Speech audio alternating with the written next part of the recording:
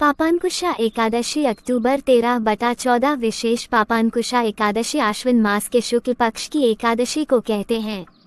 इस एकादशी का महत्व स्वयं भगवान श्री कृष्ण ने धर्मराज युधिष्ठिर को बताया था। इस एकादशी पर भगवान पद्मनाभ की पूजा की जाती है। पापरूपी हाथी को इस व्रत के पुण्य रूपी अंकुश से वैधने के कारण ही इसका नाम पापांकुशा एकादशी हुआ है। इस दिन मौन रहकर भगवत स्मरण तथा भोजन का विधान है।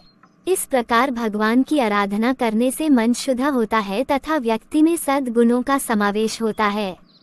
इस वर्ष 13 अक्टूबर रविवार के दिन स्मार्त सन्यासी एवं गृहस्थ एवं 14 अक्टूबर सोमवार के दिन वैष्णव एवं निम्बाक संप्रदाय के अनुयायियों द्वारा पापांकुशा एकादशी का व्रत रखा जाएगा। व्रत विधि। इस एकादशी व्रत का नियम पालन दशमी तिथि की रात्रि से ही शुरू करना चाहिए तथा ब्रह्मचर्य का पालन करें। एकादशी के दिन सुबह नित्य कर्मों से निवृत्त होकर साफ वस्त्र पहनकर भगवान विष्णु की शेष्या पर विराजित प्रतिमा के सामने बैठकर व्रत का संकल्प लें। इस दिन यथासंभव उपवास करें। उपवास में अन्न ग्रहण नहीं करना चाहिए। संभव न हो तो व्रती एक समय फलाहार कर सकता है। इसके बाद भगवान पद्मनाभ की पूजा विधि विधान से करनी चाहिए। यदि व्रत करने वाला पूजन करने में असमर्थ हो तो पूजन किसी योग्य ब्राह्मण से भी करवाया जा सकता है। भगवान विष्णु को पंचामृत से स्नान कराना चाहिए। स्नान के बाद उनके चरणामृत को व्रती अपने और परिवार के सभी सदस्यों के अंगों पर छिड़के और उस चरणामृत का पान करे। इसके बाद भगवान को गंध, पुष्प, धूप, दीपक, नैवेद्य आदि पूजन सामग्री अर्पित करें। विष्णु सहस्त्रनाम का जप एवं उनकी कथा सुने। रात्रि को भगवान विष्णु की मूर्ति के समीप हो शयन करना चाहिए और दूसरे दिन यानी द्वादशी के दिन वेदपाठी ब्राह्मणों को भोजन कराकर दान देकर आशीर्वाद प्राप्त लेना चाहिए। इस प्रकार पापांकुशा एकादशी का व्रत करने से दिव्य फलों की प्राप्ति होती है। व्रत मुहूर्त। एकादशी तिथि प्रारंभ अक्टूबर 13 को प्रातः 9:07 बजे से। एकादशी तिथि समाप्त अक्टूबर 14 को प्रातः 6:40 बजे तक। पारण। व्रत तोड़ने का समय 14 अक्टूबर दोपहर 1:11 से 3:20 तक। 14 अक्टूबर के दिन व्रत रखने वालों के लिए गौण एकादशी के पारण। व्रत तोड़ने का समय 15 अक्टूबर प्रातः 6:20 से 8:35 तक रहेगा। पापांकुशा एकादशी व्रत कथा। प्राचीन काल में विंध्य पर्वत पर क्रोधन नामक एक महाक्रूर बहेलिया रहता था। उसने अपनी सारी जिंदगी हिंसा, लूटपाट, मद्यपान तथा मिथ्या भाषण आदि में व्यतीत कर दी। जब जीवन का अंतिम समय आया तब यमराज ने अपने दूतों से कहा कि वे क्रोधन को ले आएं। यमदूतों ने क्रोधन को बता दिया कि कल तेरा अंतिम दिन है।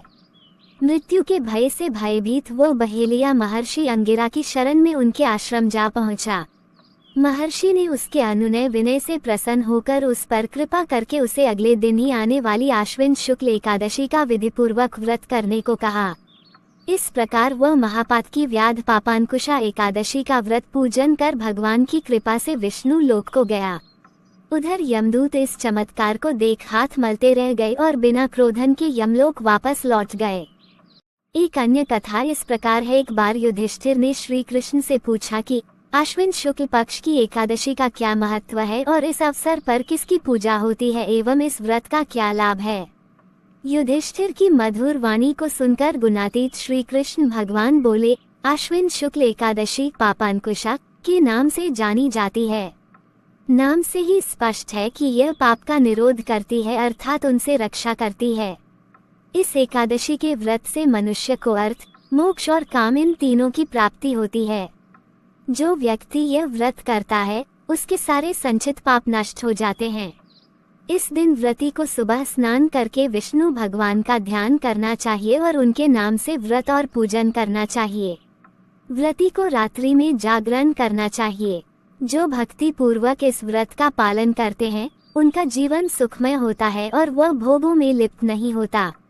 श्री कृष्ण कहते हैं, जो इस पापांकुशा एकादशी का व्रत रखते हैं वे भात कमल के समान होते हैं जो संसार रूपी माया के भंवर में भी पाप से अछूते रहते हैं। कलिकाल में जो भक्त इस व्रत का पालन करते हैं उन्हें वही पुण्य प्राप्त होता है जो सतयुग में कठोर तपस्या करने वाले ऋषियों को मिलता था। इस एकादशी व्रत का जो व्यक्ति शास्त्रोक्त विधि से अनुष्ठान करते हैं, वे न केवल अपने लिए पुण्य संचय करते हैं, बल्कि उनके पुण्य से मातृगण व पितृगण भी पाप मुक्त हो जाते हैं। इस एकादशी का व्रत करके व्रती को द्वादशी के दिन श्रेष्ठ ब्राह्मणों को भोजन कराना चाहिए और अपनी क्षमता के अनुसार उन्हें दान देना चाहिए। पापांकुशा एकादशी महत्व। पापांकुशा एकादशी के दिन भगवान विष्णु की श्रद्धा और भक्ति भाव से पूजा तथा ब्राह्मणों को उत्तम दान व दक्षिणा देनी चाहिए। इस दिन केवल फलाहार ही लिया जाता है। इससे शरीर स्वस्थ व हल्का रहता है। इस एकादशी के व्रत रहने से भगवान समस्त पापों को नष्ट कर देते हैं, अर्थात यह एकादशी पापों का नाश करने वाली कही गई है। जनहितकारी निर्माण कार्य प्रारंभ करने के लिए यह एक उत्तम मुहूर्त है। इस दिन व्रत करने वाले को भूमि, गौ, जल, अन्न, छत्र, उपनः आदि का दान करना चाहिए। भगवान जगदीश जी की आरती। ओम जय जगदीश हरे, स्वामी जय जगदीश हरे। भक्त जनों के संकट क्षण में दूर करे। ओम जय जगदीश, जो ध्यावे फल पावे, दुख बिन से मन का। सुख संपत्ति घर आवे, कष्ट मिटे तन का। ओम जय जगदीश, मात पिता तुम मेरे, शरण गहूँ मैं किसकी। तुम बिन और न दूजा, आस करूँ मैं जिसकी। ओम जय जगदीश, तुम पूर्ण परमात्मा, तुम अंतर्यामी, पारब्रह्म परमेश्वर, तुम सबके स्वामी।